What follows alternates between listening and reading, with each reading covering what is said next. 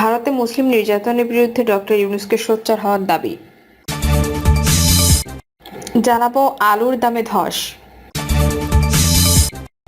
আমাকে হত্যা করতে কর্নেল জিয়াকে নির্দেশ দেওয়া হয়, ফেসবুকের সাবেক সেনাপ্রধান। এবং সর্বশেষ জানাবো অতীতের সব সরকারি নিপীড়ন চালিয়েছে। শুনছিলেন সংবাদ শিরোনাম, এবারে বিস্তারিত। ভারতে মুসলিম নির্যাতনের বিরুদ্ধে ডক্টর ইউনূসকে সোচ্চার হওয়ার দাবি।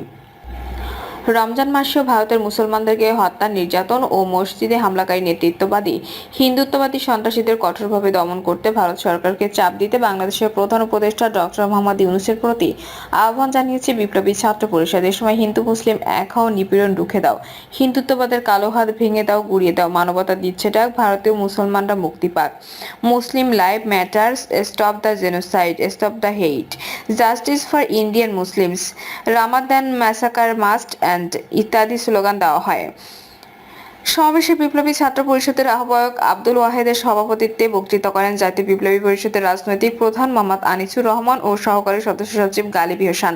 সমাবেশে আনিসুর রহমান বলেন, প্রতিবেশী দেশ ভারতে গতকাল সহ কয়েকদিন ধরে মুসলমানদের উপর অকথ্য নির্যাতন, নিপীড়ন চালাচ্ছে উগ্র হিন্দুত্ববাদী সরকারি দল বিজেপি সন্ত্রাসীরা। তারা পবিত্র রমজান মাসেও রোজাদার মুসলমানদের পিটিয়ে ও গুলি করে হত্যা করছে, জুমার নামাজের সময় মসজিদে ডেকে দিচ্ছে, নামাজ পড়তে বাধা দিচ্ছে। প্রতিটি ঘটনায় ভারত সরকার নির্লিপ্ত থাকছে। তিনি বলেন, বাংলাদেশে যে কোনো সাম্প্রদায়িক হামলা হলে সরকার দ্রুত ব্যবস্থা নেয়। আমাদের ইসলামী দলগুলো সহ সর্বস্তরের জনগণ প্রতিবাদী হই, কিন্তু ভারতে কোনো সাম্প্রদায়িক হামলার ঘটনায় ব্যবস্থা নেয় না। দেশটির জনগণও আমাদের মতো প্রতিবাদ জানায় না। আলুর দামে ধস। উত্তরাঞ্চল জুড়ে শুরু হয়েছে আলু তোলার ধুম। শুরুতে আলুর দামে ধস নেমেছে, এবার আলুর দাম একেবারেই কম। জমিতে বিক্রি হচ্ছে 10 থেকে 12 কেজি করে। কৃষকরা বলছেন, গত এক দশকে আলুর দাম এতটা কম হয়নি। ফলে উৎপাদিত বিপুল পরিমাণ আলু দিয়ে চরম বিপাকে পড়েছেন উত্তরের আলু চাষিরা।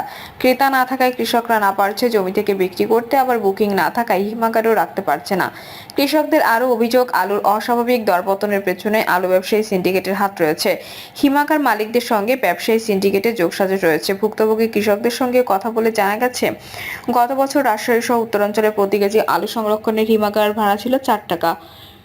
এবারে এক লাফে সংরক্ষণ ভাড়া বাড়িয়ে 8 টাকা করা হয়েছে। হিমাগার মালিক ও ব্যবসায়ী সিন্ডিকেট কৌশল করে হিমাগারের অগ্রিম বুকিং সম্পন্ন করে রেখেছে। এবছর অধিকাংশ সাধারণ কৃষক আলু রাখার জন্য হিমাগারে কোনো বুকিং সংগ্রহ করতে পারেনি। এখন জমি থেকে আলু তুলে সাধারণ কৃষক না পারছে হিমাগারে দিতে, না পারছে বাড়িতে রাখতে। ফলে ব্যবসায়ী সিন্ডিকেট পানির দরে আলু কিনে নিয়ে যাচ্ছে। অসহায় কৃষকরা বাধ্য হয়ে কেজিতে 10 থেকে 12 টাকায় আলু বিক্রি করতে বাধ্য হচ্ছে। ভুক্তভোগী আলু চাষিরা আরো বলছেন, এবার সাধারণ কৃষকরা হিমাগার মালিক ও ব্যবসায়ী সিন্ডিকেটের কাছে জিম্মি হয়ে পড়েছে। ফলে রাজশাহী সহ উত্তরাঞ্চলে হাজারো আলু চাষি বিপুল আর্থিক ক্ষতির মুখে পড়েছে। আলু বিক্রি করে উৎপাদন খরচের অর্ধেকও না ওঠায় ব্যাংক ও মহাজনী ঋণ পরিশোধ নিয়ে দুশ্চিন্তায় পড়েছেন। আমাকে হত্যা করতে কর্নেল জিয়াকে নির্দেশ দেওয়া হয়, ফেসবুকের সাবেক সেনাপ্রধান।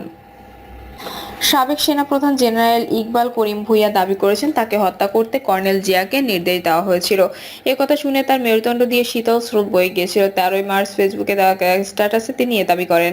সাবেক সেনাপ্রধান, বিজিবি, র্যাব, এএসএসএফ ও আনসার নিয়ে আমার যত অভিজ্ঞতা শিরোনামে 6 পর্বে ফেসবুক অ্যাকাউন্টে পোস্ট করেছেন। এর 5ম পর্বে তিনি লিখেছেন, একদিন সেনাপ্রধানের কার্যালয়ে বোমা আতঙ্ক দেখা দেয়। অফিসে কার্যত সবাইকে তাদের অফিস থেকে বের করে দেওয়া হয়। Director military intelligence brigadier general Zaglul বোমা নির্ণায়ক ও যন্ত্রপাতি সহ তার টিম নিয়ে দৌড়ে আসেন। পরবর্তী আধা ঘন্টা অফিসটিতে তন্ন করে বোমা খোঁজা হয়। আমাদের ভাগ্য প্রসন্ন যে কোনো বোমার অস্তিত্ব মেলেনি এবং একটা লম্বা অপেক্ষার পর বিল্ডিংটিতে বোমা মুক্ত ঘোষণা করা হয়। আমি জগলুলকে জিজ্ঞেস করলাম, কি হয়েছে? জগলুল জানালেন, তিনি তার এক অফিসার মেজর সুমনের কাছে জানতে পেরেছেন যে কর্নেল জিয়াকে আমাকে হত্যা করার নির্দেশ দেওয়া হয়েছে। শুনে আমার মেরুদণ্ড দিয়ে শীতল স্রোত বয়ে যায় এবং সন্দিগ্ধ নেই যে এখন থেকে আমাকে আরো বেশি সতর্ক থাকতে হবে, বিশেষ করে এক জায়গা থেকে আরেক জায়গায় যাওয়ার সময়। ব্রিগেডিয়ার জেনারেল জগলুলও আমার নিরাপত্তার জন্য অন্যান্য আনুষঙ্গিক ব্যবস্থা গ্রহণ করেন। বিশেষ করে প্রতি সকালে আমার অফিস ও বাসা পুঙ্খানুপুঙ্খভাবে সার্চ করার ব্যবস্থা করা হয়। জেনারেল ইকবাল করিম ভূঁইয়া লিখেছেন, আমি এরপর ফরমেশন অফিসারদের এবং বিভিন্ন প্রশিক্ষণ প্রতিষ্ঠানে প্রশিক্ষণার্থীদের উদ্দেশ্যে দেওয়া বক্তব্যে এসব অপারেশন বা ক্রসফায়ারের বর্বরতা ও এতে জড়িতদের সম্ভাব্য পরিণাম সম্পর্কে সরাসরি বলতে শুরু করি। বিশেষ করে প্রশিক্ষণ প্রতিষ্ঠানে কোর্সে আসা অনেক অফিসারকে একসঙ্গে সতর্ক করার সুযোগ পাই। তবু দেশজুড়ে পত্রিকার ক্রসফায়ারের খবর আসতে থাকায় আমি বিরক্ত হয়ে উঠি।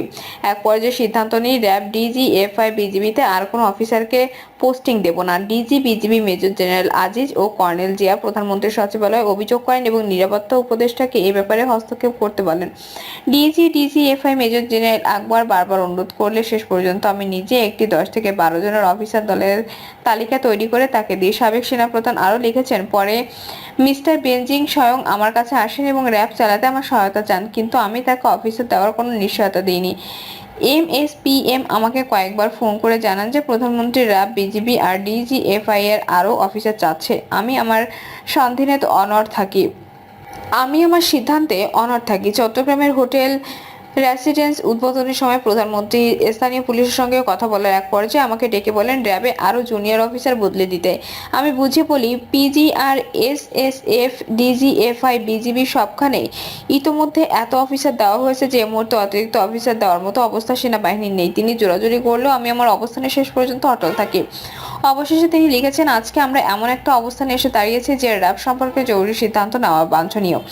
আমি সেনাপ্রধানকে অনুরোধ করব যেন তিনি এই প্রতিষ্ঠানটিকে ভেঙে দেওয়ার জন্য সরকারের কাছে সুপারিশ করেন। সেটি সম্ভব না হলে সামরিক অফিসারদের র্যাব থেকে যেন স্থায়ীভাবে প্রত্যাহার করে নিয়ে আসেন। এটি করার জন্য বর্তমান সেনাপ্রধানের যে স্বাধীনতা তৈরি হয়েছে, আগের কোনো সেনাপ্রধানের তা ছিল না। তার এই নতুন লব্ধ অবস্থানের জন্যই তাকে অনুরোধ করছি তিনি যেন আমরা যে কাজটি করতে পারিনি সেটি সম্পন্ন করেন। অতীতের সব সরকারি নিপীড়ন চালিয়েছে। ইসলামী আন্দোলন বাংলাদেশের যুগ্ম মহাসচিব ও দলীয় মুখপাত্র মাওলানা গাজী আতাউর রহমান বলেছেন, হাসিনা স্বৈরাচার এতটাই নির্মম ছিল তাদের দেশ ছাড়া হতে হয়েছে। বাংলাদেশের অতীতে সব সরকারি বৈষম্য ও নিপীড়ন চালিয়েছে, পদ্ধতিগতভাবে স্বৈরতন্ত্র লালন করেছে। ইসলামী আন্দোলন বাংলাদেশের পরিবর্তন চায়।